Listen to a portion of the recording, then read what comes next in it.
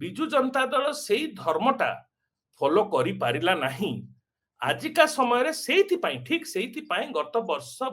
ବର୍ଷରୁ ଉର୍ଦ୍ଧ୍ୱ ହେଇଗଲାଣି ସେମାନେ ପ୍ରତିପକ୍ଷର ରାଜନୀତି ଯେଭଳି ହେବା କଥା ସେଭଳି କରିପାରୁନାହାନ୍ତି। ତେଣୁ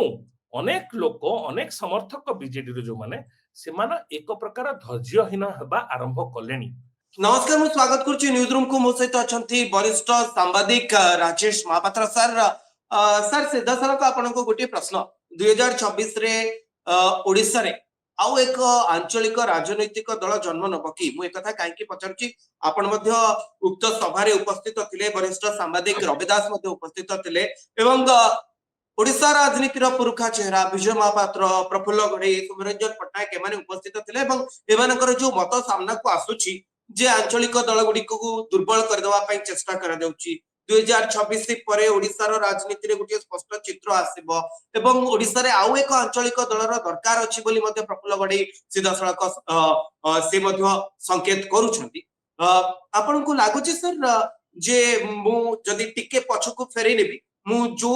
वरिष्ठ व्यक्ति मानकर ना कहली ए समस्ते ओडिसा रे जेतबेले बिजू जनता दल एक आंचलिक दल भाबे गठन हेतिला एवं ओडिसा रो शासन रे दीर्घ 24 वर्ष धरि शासन करितला से 24 वर्ष देखिचंती एवं ता पूर्वर ओडिसा एवं तार राजनीति को देखिचंती। वर्तमान 2026 बा 2025 परवर्ती समय 2029 जाय ये कोन सही समय बा ओडिसा रो राजनीति कोन एबे से डिमांड करूची जेठी आउ गोटिए आंचलिक दल दरकार बिजू जनता दल काम को नुह जातीय दल कांग्रेस किंबा भारतीय जनता पार्टी ओडिसा रो स्वार्थ को मु आउतरे कहि रके ओडिसा रो स्वार्थ को एमाने आगु को नवा पई असफल आउ गोटिए आंचलिक दल ओडिसा को आगु को जेमती आंध्र प्रदेश रे कथा कोंतु वाईएसआरसीपी टीडीपी जनसेना देखंतु वर्षेरु ऊर्ध्व हेई गला जो आपनकर नुवा भारतीय जनता पार्टी रो सरकार ओडिसा रे बनिला। जहां हमें देखुछु सुनुछु भारतीय जनता पार्टी रो सरकार एबे पर्यंत ओडिसा रे स्टेबिलाइज होई नहीं। लोकों को मध्य रे अनेक असंतोष अछि, गवर्नेंस बहुत खराब हेई जाईची। जहां सुनिबा को पाउछु हमें जहां देखिबा को पाउछु एक प्रकार कहिबा को गले भारतर ओडिसा रे जो नुवा सरकार से एक प्रकार सरकार ही नुहंती, ओडिसा रो सरकार नुहंती। समस्ते जानी छंती जे प्राय ओडिसा रे एबे जहां होउची सेटा प्राय दिल्ली रु ही डायरेक्ट रिमोट कंट्रोल रे होउची। मोहन माझी नाम मात्र मुख्यमंत्री एटा मु कहने एटा लोके कहउचंती जे ओडिसा रो सरकार दिल्ली रु चला जाउची, खास करिकरी प्रधानमंत्री ऑफिस। ए जो केंद्रीकरण ए जो एक प्रकार कहबा को गले गोटे स्ट्रांग लीडर सेंट्रलाइज्ड फंक्शनिंग एटा एक प्रकार जो बीजेपी रो जो सरकार आसी 2014 पर ठारू एटा एटा से मानकर विश्वास एटा से मानकर एक प्रकार विचारगत आधार आउ एटा केबे हेले आंचलिक राजनीति हो किंबा कोनोसी अंचलर जो आवश्यकता अछि कोनोसी अंचलर जो लोक मानकर आवश्यकता अछि ता पई भलो कथा नुहे। आ ए जो राजनीति सब बेले संघीय व्यवस्था को दुर्बल करिया पई चेष्टा करे। संघीय व्यवस्था यदि दुर्बल हबो संघीय व्यवस्था जहा कि हम गणतंत्र रो केंद्र बिंदु ताहले गणतंत्र दुर्बल हबो। गणतंत्र दुर्बल हेले नागरिक मानकर जो अधिकार तार हनन हबो। तेनु एक पक्षरे जो भली विचारधारा को नहीं भारतीय जनता पार्टी राजनीति करे सेई राजनीति केबे हेले गणतंत्र को आगो को नहीं पारिबो नै। जदी मु टिके आपन को अटकिया पई चाहिबी जे भारतीय जनता पार्टी रो नेता माने नेशनलिज्म रो कथा कहती जातीयतावाद रो कथा कहती आपन को लागुनी जे देश जदी आगो को जीव देश सहित राज्य रो विकास हबो राज्य रो विकास हेले अंचल रो विकास हबो जदी देश रो सामग्रिक भाबे विकास होय ताले राज्य रो विकास हबो। एतिर असुविधा कोन आमे जते बेले गोटे पर्टिकुलर निर्दिष्ट एरिया रो कथा कहबा ता अपेक्षा आमे ब्रॉडर विजन को जीवा आमे पूरा देश कथा कहबा आमे भारत माता बोली कहूचे जते बेले आमे जते बेले प्राउड इंडियन बोली फील करछे भारत आगो को जीव ता सहित ओडिसा आगो को जीव एवं अन्य राज्य आगो को जीव ये चिंताधारा रे किछ असुविधा अछि कि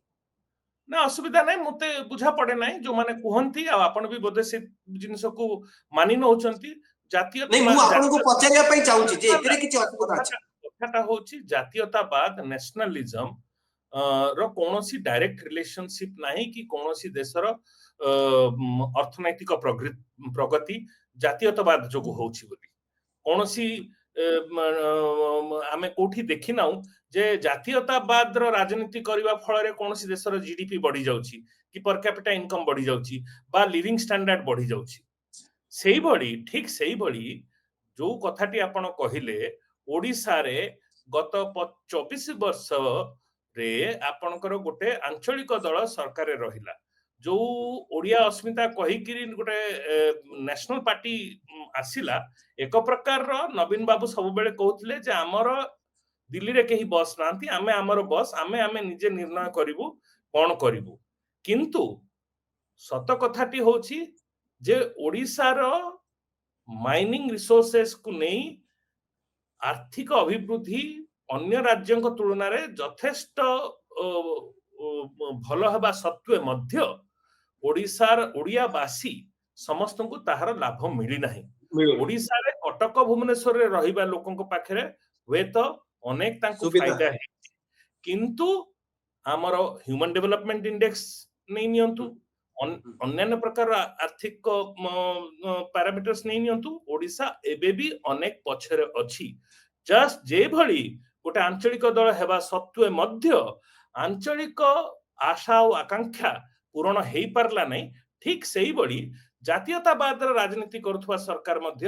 ଅର୍ଥନୈତିକ ପ୍ରଗତି ଦବ ବୋଲି କୌଣସି ଗ୍ୟାରେଣ୍ଟି ନାହିଁ। ବିଜେଡି ବିଜେଡି କଣ ଜାତୀୟ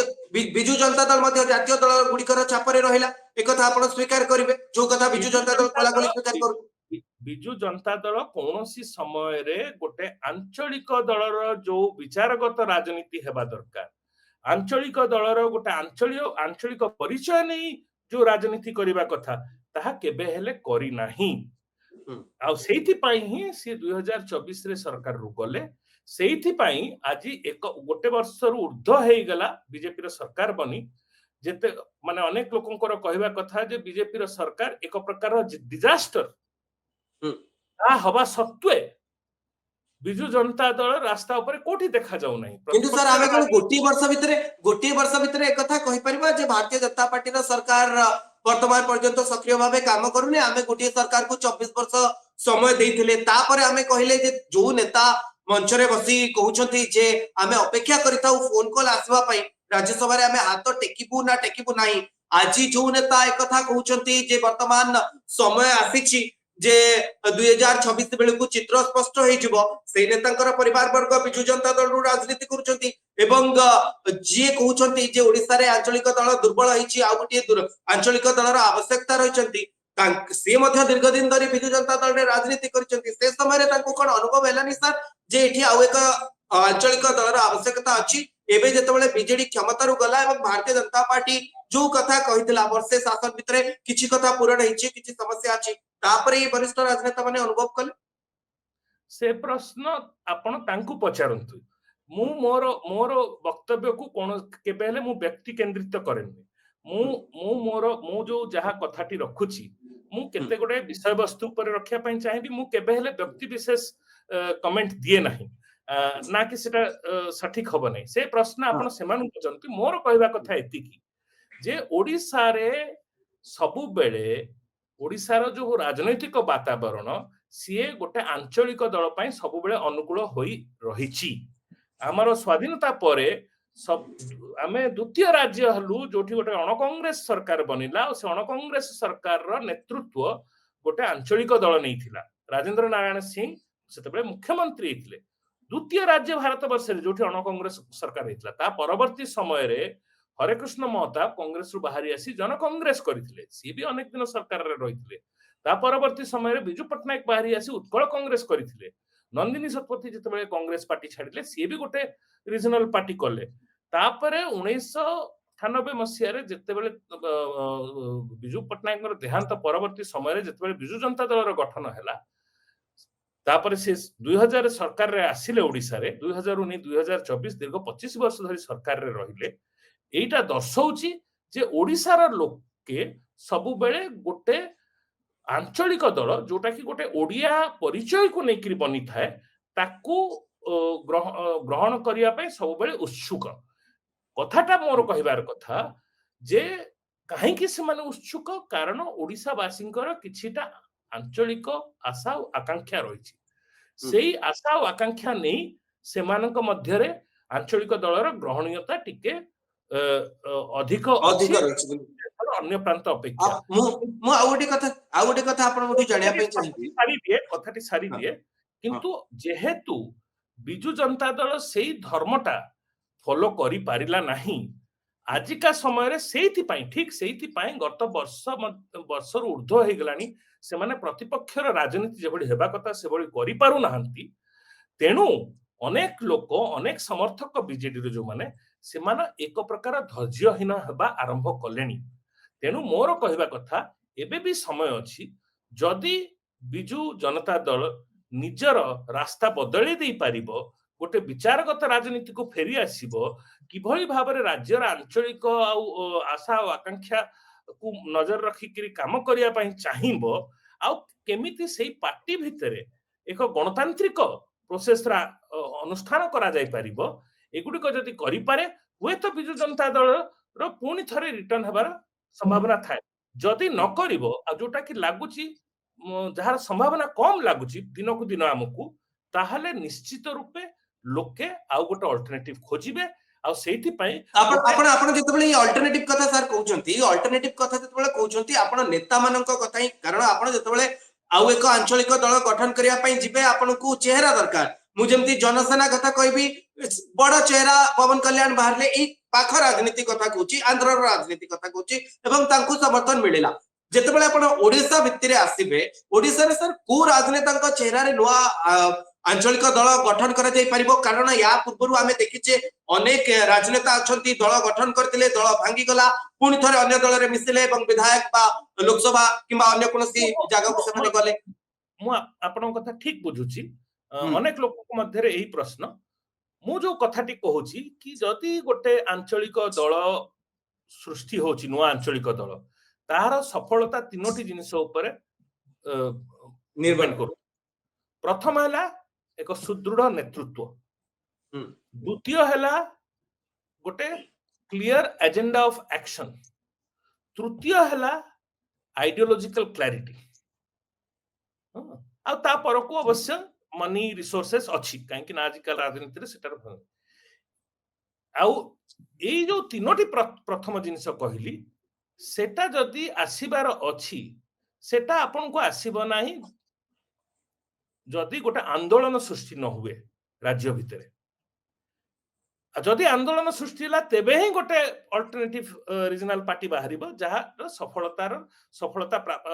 ପ୍ରାପ୍ତି ହେବାର ଚାନ୍ସେସ୍ ଅଛି।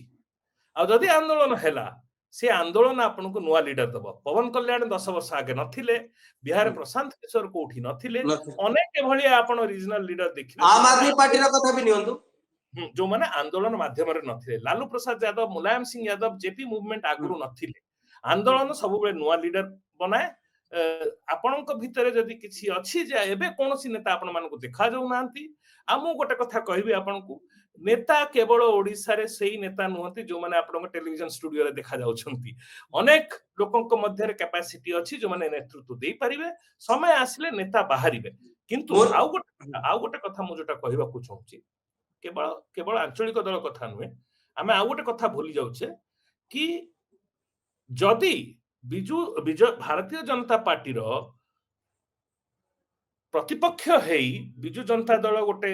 ରାଜନୀତି ନ କରି ପାରୁଛି ତାହେଲେ ଲୋକେ ଏକ ପକ୍ଷରେ ଚାହିଁବେ ଆଉ ଗୋଟେ ଆଞ୍ଚଳିକ ଦଳ ବନୁ କିନ୍ତୁ ଯଦି ଗୋଟେ ଆଉ ଆଞ୍ଚଳିକ ଦଳ ବନୁ ନାହିଁ ଆଉ ସେଇ ସମୟରେ ଯଦି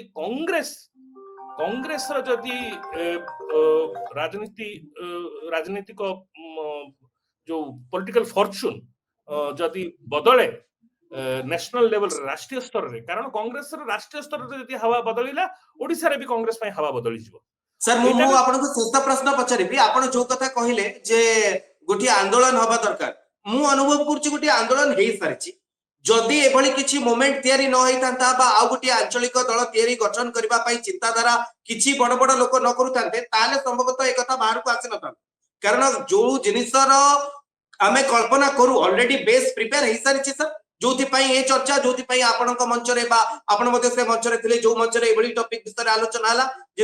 जे आउ गोटे राजनीतिक दल आंचलिक दलर आवश्यकता अछि एवं ये नेतांकर इंडिकेशन जेतबेले सांबादिक एवं नेता एमानकर स्वर गोटे आड़ को इंडिकेट करे आउ एक नुआ आंचलिक दल ये स्पष्ट करे जे किछि गोटे राजनीति भितरे चाली सारिछि एवं 26 परे आउ गोटे नुआ राजनीतिक दल ओडिसा रे जन्म नउछि सर मु आशा करबी ये मोर शेष प्रश्न हबो एवं आपण शॉर्ट रे एवं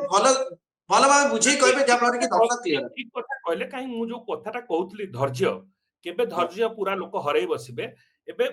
उपराष्ट्रपति रो निर्वाचन हबो बिजु जनता दल कोन स्टैंड नउची ता परवर्ती समय राज्यसभा रो निर्वाचन हबो सेठी कोन स्टैंड नउची एबे जो बिहार रे एसआईआर होउची सेथरे कोन स्टैंड नउची लोके देखिबे एगुडिक निर्णायक हबो एक पक्षरे सेठी पई विजय महापात्र कहले जे 2026 गोटे बड़ा क्रिटिकल ईयर हबो सेटा मु मानुची किंतु आपण जो कहले कि एक प्रकार आंदोलन हेई सालानी नै आंदोलन नै एबे गोटे विचार लेवल रे गोटे अल्टरनेटिव रीजनल पार्टी रो कथा लोके कहउचंती ए विचार टाकू आगो को नै ताकू काम रे लगेया पई लोकन को संगे रे आनिबा को पड़िबो आ से लोकन को संगे रे आनिबा को हेले रास्ता रे ओल्हेबा को पड़िबो रास्ता ऊपर एकजुट होबा को पड़िबो इश्यूज गडा को उठेबा को पड़िबो एबे सर एई नेता माने रास्ता ऊपर को आसीबे एई नेता माने रास्ता ऊपर को आसीबे सर जो नेता माने कहउछंती विजय महापात्र प्रफुल्ल गडे सुब्रजन पटनायक ना जो माने आसीबे रास्ता ऊपर को से माने भविष्यतर नेता हेबे ओके जो माने रास्ता ऊपर को आसीबे से माने भविष्यतर नेता किंतु ए वरिष्ठ मानकर तो नेतृत्व निर्धारण करिवो ना आगो जदी वरिष्ठ रहबे आपन को रास्ता देखेबे एई वरिष्ठ से माने को रास्ता देखेबे नाही देखंतु देखंतु ओडिसा को एबे गोटे आंदोलन दरकार ओडिसा स्वास्थ्य बंचेया पई गोटे आंदोलन दरकार ओडिसा रे एबे आमे जतेबेले कथावार्ता करूचे ओडिसा रे ओडिसा रो धन संपत्ति लुटिकरी बाहर रो लोक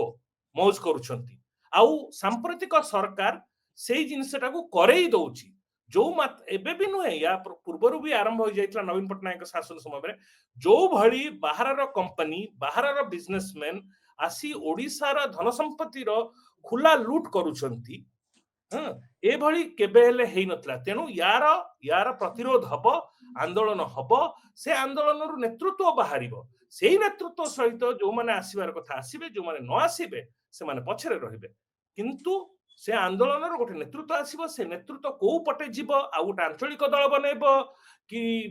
आउ किछि करबो से समय बतेबो हमको धन्यवाद सर आपण आम सहित रहिले एवं मोर जेतिके अनुमान आपनक कथारु जे नियो खोला सरिछि एवं आउ किछि समय को अपेक्षा जा परे हमें देखि परिबा जे आउ गोटिए आंचलिक दल निर्माण हबो